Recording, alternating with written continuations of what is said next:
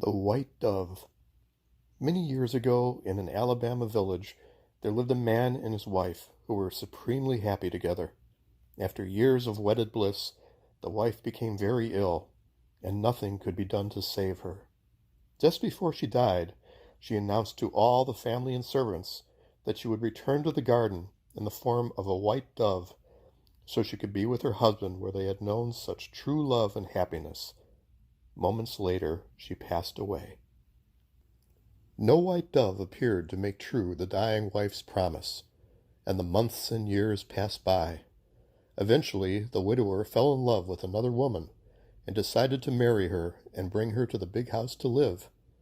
On the day that he carried his new bride between the white pillars and into the house, a white dove came fluttering into the garden and perched upon a white snowball bush by the gate, where it uttered long, low moans, as though it were heartbroken. Every afternoon it returned to moan and sigh on the snowball bush. The servants were upset and frightened, for sure enough, they thought, the first wife's promise had been carried out at long last. Eventually the second wife heard of the story, and she too became disturbed.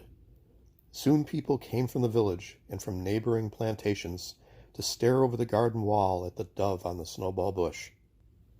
The new wife became more nervous and ill-tempered, and the happy home began to crumble. The husband, frantic, decided upon drastic action. For legend or no legend, he wanted to preserve his new life.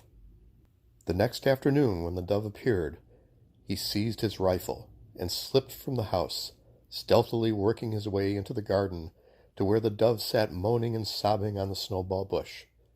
He raised his rifle and fired. A woman's scream answered the blast of the gun, and the dove flew away, its breast reddened with blood. That night, as the husband slept, he died. No one could ever determine the cause.